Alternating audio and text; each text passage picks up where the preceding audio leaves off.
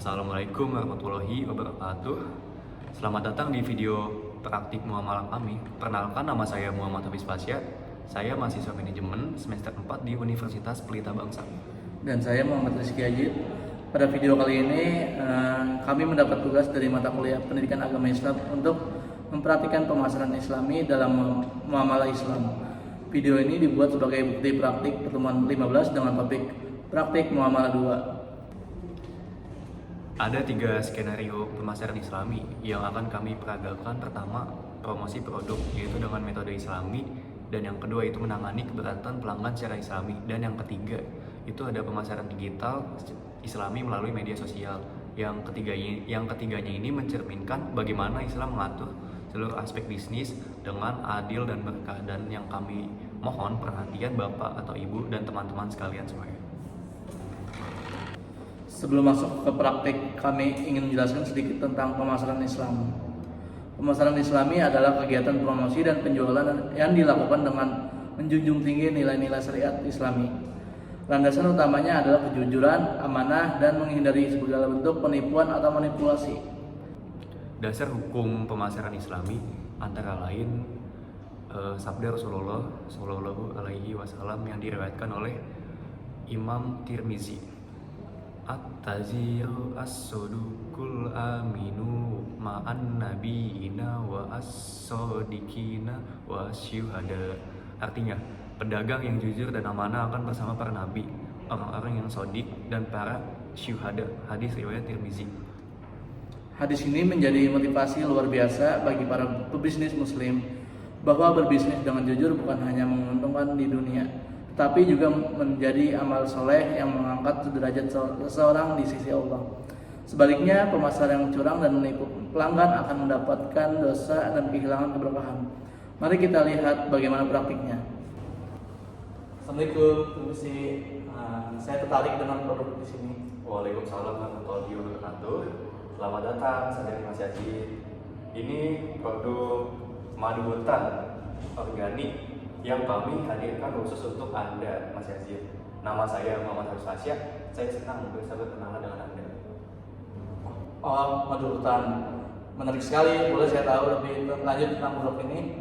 Tentu dengan senang hati, Mas Yazid. Produk ini adalah madu hutan organik dari lebah yang hidup di hutan Kalimantan. Ukurannya itu 250 gram dan dikemas dalam botol kaca bebas SPA yang sudah mendapat sertifikat halal dan lanjut dari Majelis Ulama Indonesia. Jadi diproses secara alami dan tanpa tambahan gula atau bahan pengawet apapun. Ini adalah produk yang murni dari dan jujur dalam Islam. Saudari Mas Yazid, saya ingin berbagi informasi yang jujur tentang produk ini ya. Jadi madu hutan ini memiliki kandungan enzim alami yang lebih tinggi dibandingkan madu ternak biasa, karena lebahnya juga mengkonsumsi nektar dari berbagai jenis bunga hutan liar. Ini juga warnanya lebih gelap ya, dan rasanya lebih kompleks. Wah, menarik. Apakah ada manfaat kesehatannya? Alhamdulillah, banyak madu secara umum sudah disebutkan dalam Al-Quran surat An-Nahl ayat 69 sebagai syifa, penyembuh bagi manusia. Secara ilmiah, madu hutan juga ini mengandung ya kayak antioksidan yang tinggi, antibakteri alami, serta dapat membantu meningkatkan imunitas tubuh ya. Jadi namun di sini juga saya ingin bersikap jujur, madu ini adalah suplemen alami, bukan obat klinis, dan saya juga tidak akan mengklaim secara berlebihan yang tidak bisa saya buktikan. Jadi karena itu yang tidak sesuai dengan secara etika pemasaran Islam. Saya sangat menghargai kejujuran Anda. Banyak penjual atau lebih-lebihkan manfaat produk mereka. Berapa harganya? Untuk harganya yaitu Rp85.000 untuk 250 gram. Dan saya juga bisa jelaskan mengapa harganya ini seperti itu. Dari mulai biaya produksi, madu hutan juga yang lebih tinggi karena proses panen yang sulit di hutan, pengemasan higienis dengan botol kaca, serta juga biaya sertifikasi halal yang kami tanggung untuk memberikan kepastian kepada konsumen muslim. Jadi harga ini juga sudah dihitung dengan margin yang wajar dan tidak berlebihan. saudara Mas Yazid, saya juga menyediakan tester agar Mas Yazid ini bisa merasakan langsung ya kayak kualitasnya sebelum memutuskan membeli. Silakan dicoba.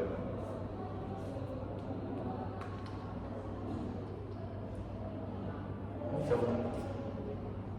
Yes.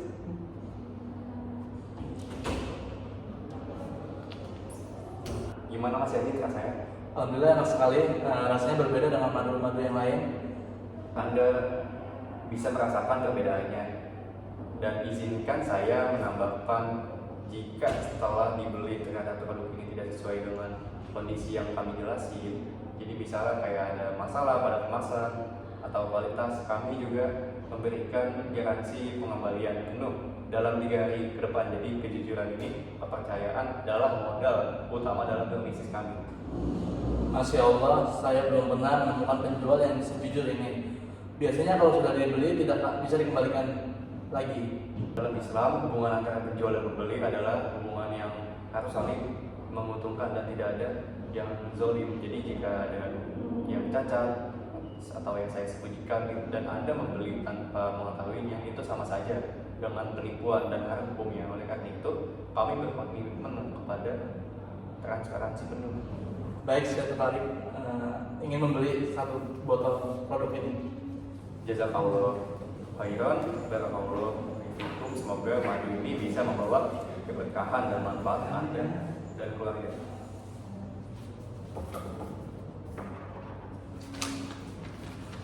Oke, jadi dalam skenario promosi yang baru kami lakukan terdapat beberapa prinsip pemasaran Islami yang dapat diterapkan. Jadi yang pertama itu sidik atau seluruh informasi produk yang disampaikan secara jujur dan proporsional, yang termasuk mengakui bahwa produk ini bukan obat klinis. Yang kedua, amanah. Amanah juga ini memberikan garansi pengembalian sebagai bentuk tanggung jawab atas kualitas produk tersebut. Yang ketiga, tablik. Komunikasi promosi dilakukan dengan santun, tidak memaksa dan tidak manipulatif. Pemasaran menawarkan tester sebagai bukti nyata, bukan sekedar klaim kosong. Yang keempat, patana. Strategi promosi yang cerdas dengan menjelaskan value promotion produk secara tekstur. Keseluruhan skenario ini bebas dari tadlis, kisi, dan praktik pemasaran terlarang lainnya. Alhamdulillah, kita telah menyelesaikan praktik skenario pertama. Sekarang kita akan beralih ke skenario kedua yang tidak kalah penting, bagaimana seorang pemasar muslim menghadapi keberatan, kritik, atau bahkan komplain dari pelanggan. Dalam pemasaran Islami, pelanggan yang kecewa atau memiliki keberatan itu juga bukanlah musuh. Jadi mereka ini adalah amanah yang harus ditangani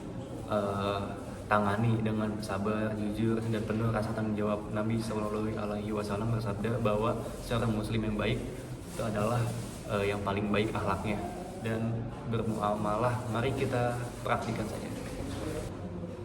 Assalamualaikum, permisi. Saya tadi membeli madu di sini. Saya ingin menyampaikan sesuatu. Waalaikumsalam Mas Yazid, selamat datang kembali. Silakan, ada yang bisa saya bantu, saya siap mendengarkan.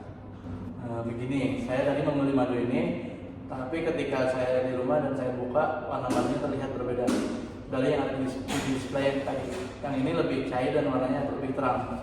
Saya sedikit khawatir apakah ini memang produk yang sama atau ada yang tidak beres. Jazakallah khairan, Mas Yazid sudah menyampaikan ini kepada saya. Saya juga sangat menghargai kejujuran Mas Yazid, dan ini juga masukan yang sangat berharga. Boleh saya lihat produk yang baik? Baik, saya mengerti atas kekhawatiran Anda. Saya juga ingin memberikan penjelasan yang jujur ya. Jadi perbedaan warna dan kekentalan pada madu hutan ini memang bisa terjadi secara alami karena beberapa faktor, utamanya itu kondisi suhu ya. Jadi madu yang lebih hangat itu ukurannya lebih cair. Jadi kedua itu kandungan ekstrak lebih dari musim panen yang berbeda didapat dan mempengaruhi warna. Ini juga adalah karakter alami madu yang memberikan indikasi atau juga dengan kerusakan atau pemalsuan. Begitu, tapi bagaimana saya bisa yakin bahwa Ini bukan madu yang dipalsukan atau dicairkan dengan sesuatu. Oke, pertanyaan yang sangat bagus ya Mas Ajib.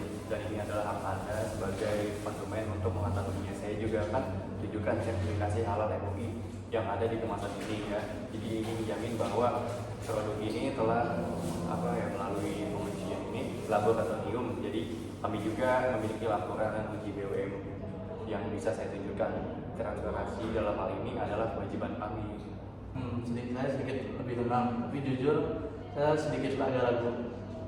Saudari Mas Ajid, Mas Ajid juga sangat wajar dan saya juga tidak akan memaksa Anda untuk merasa yakin jika memang belum yakin. Ini adalah pilihan Anda sepenuhnya. Jadi saya juga akan menawarkan dua solusi. Pertama yaitu jika Anda ingin mengembalikan produk ini, saya juga akan mengembalikan uang Anda secara penuh jadi sekarang tanpa syarat ya sebagai garansi yang kami janjikan. Dan yang kedua itu jika Anda ingin mencobanya dulu di rumah selama 2 hari dan ternyata kualitasnya tidak sesuai klaim kami, Anda juga bisa mengembalikannya dan saya siap ganti penuh.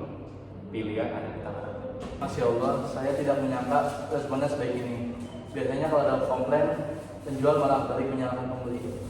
Dalam Islam, pelanggan jadi bukan hanya sekedar sumber keuntungan. Mereka adalah amanah yang Allah titipkan kepada kita. Jadi jika saya memperlakukan Mas Ajid ini dengan buruk, atau saya juga bukan hanya merusak bisnis saya, tapi juga saya mempertanggungjawabkan itu di hadapan Allah. Jadi itu jauh lebih berat nanti untuk sekedar kehilangan atau kegagalan dan hanya satu pelanggan saja. Alhamdulillah kalau begitu saya tidak jadi mengembalikan. Saya percaya dengan penjelasan Anda. Saya akan coba dulu di rumah. Terima kasih atas kejujuran dan kesabarannya. Syukurlah jadi barakallahu fikum. Dan jika masih ada pertanyaan apapun setelah Anda mencobanya di rumah, jangan sungkan untuk menghubungi saya. Kami kalau siap membantu. Dari skenario kedua ini kita belajar bahwa menangani keberatan pelanggan dalam Islam bukan tentang pertahanan diri, tetapi juga berlaku adil dan jujur. Pemasaran Islami mendengarkan keluhan dengan sabar, memberikan penjelasan yang transparan, dan menawarkan solusi yang mengutamakan kepentingan pelanggan. Islam mengajarkan bahwa pelanggan yang komplain dan mendapatkan solusi itu yang baik justru akan menjadi pelanggan yang paling setia. Ini adalah hikmah muamalah Islam. Kejujuran dan keadilan bukan hanya bernilai ibadah, tetapi juga strategi. Alhamdulillah, kita telah menyelesaikan 2 skenario pertama, yaitu sekarang kita masuk ke skenario yang ketiga, yaitu yang sangat relevan ya dalam kehidupan digital pada hari ini. Pemasaran melalui media sosial itu di era digital ini banyak muslim yang berjualan melalui seperti Instagram, TikTok, WhatsApp, dan platform digital lainnya.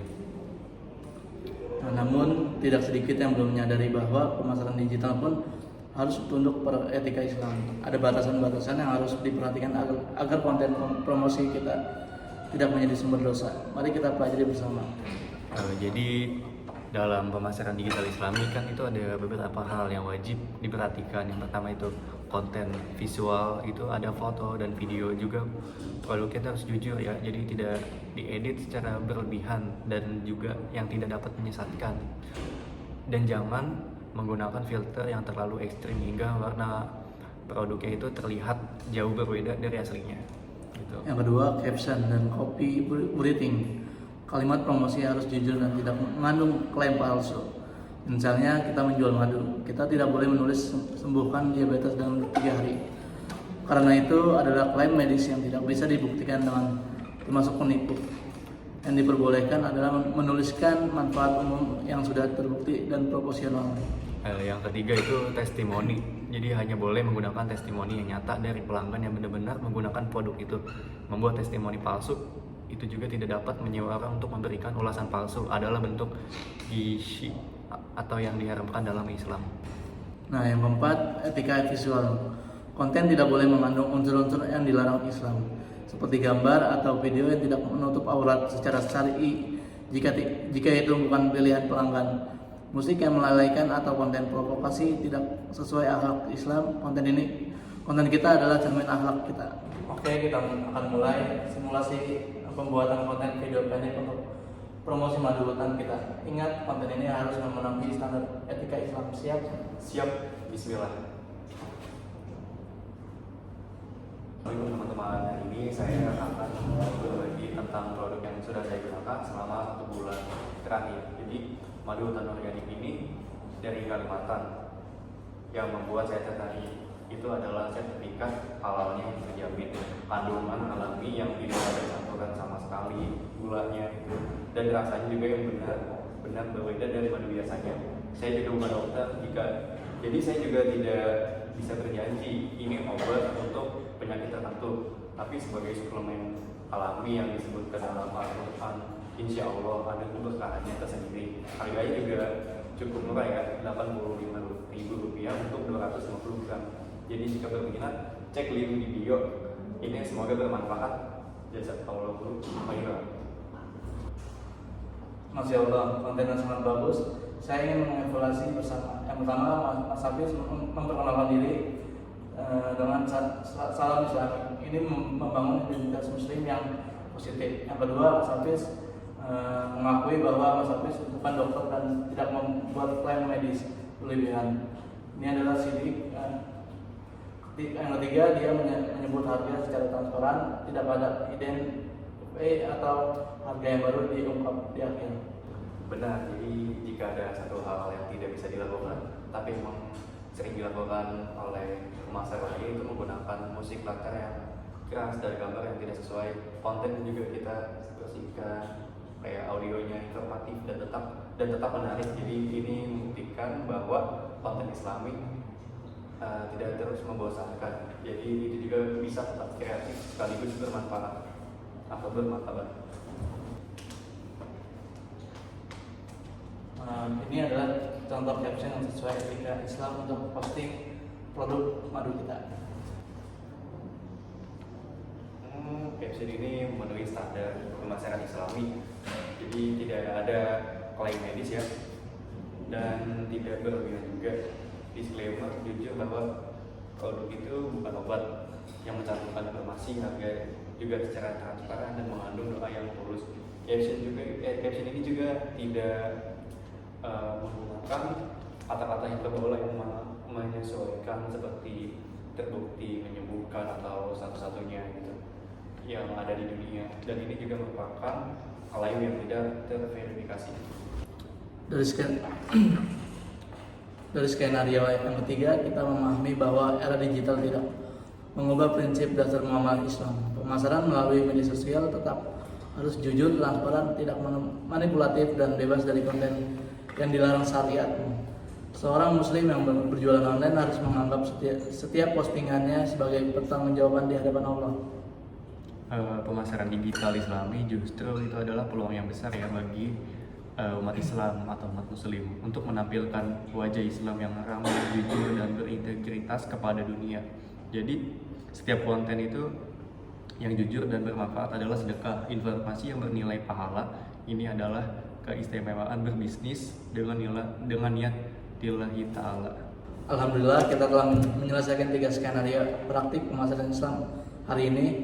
Ada beberapa pelajaran penting yang bisa kita ambil. Yang pertama, pemasaran Islami bukan sekedar menjual produk halal. Ia mencakup seluruh proses pemasaran, dari cara mempromosikan, cara berkomunikasi dengan pelanggan, cara menangani komplain, hingga cara membuat konten digital, yang semuanya harus tunduk pada prinsip syariat Islam. Kedua, 4 sifat Nabi Muhammad SAW, sidik atau amanah, tablik, dan fatonah. Itu bukan hanya sifat spiritual, tetapi juga merupakan fondasi strategi bisnis yang paling kuat untuk berkelanjutan ke depannya. Bisnis yang dibangun ini juga di atas dasar kejujuran mungkin juga terlihat lambat di awal, tetapi juga keberkahan yang ia hasilkan akan bertahan jauh lebih lama lagi. Terus yang ketiga, sebagai generasi muslim, milenial, dan Gen Z yang hidup di era digital, kita memiliki tanggung jawab besar untuk membuktikan bahwa Islam dan kemajuan bisnis bukanlah dua hal yang bertentangan. Justru sebaliknya, prinsip Islam adalah jawaban atas krisis kepercayaan yang terjadi di dunia bisnis modern yang penuh manipulasi dan penipuan. Kami ucapkan terima kasih yang sebesar-besarnya kepada Bapak atau Ibu dosen pengampu pada mata kuliah pendidikan agama Islam yang telah memberikan tugas yang sangat bermakna ini. Semoga Allah membalas kebaikan Bapak atau Ibu dengan pahala yang berlipat ganda dan menjadikan ilmu yang dan menjadikan ilmu yang Bapak Ibu ajarkan sebagai amal jariah yang terus mengalir. Kami juga memohon maaf yang sebesar-besarnya apabila dalam praktik ini masih terdapat kekurangan baik dari sisi penyampaian teori, dialog atau maupun kualitas video. Kami masih dalam proses pembelajaran dan terus berupaya untuk menjadi lebih baik dari setiap harinya. Kritik dan saran dari Bapak Ibu sangat kami nantikan untuk perbaikan kami ke depan. Demikianlah video praktik muamalah dari kami, semoga bermanfaat bagi siapa saja yang menontonnya dan menjadi ilmu yang memberkahi hidup kita. Akhirul kalam, wabillahi taufiq wal hidayah. Wassalamualaikum warahmatullahi wabarakatuh.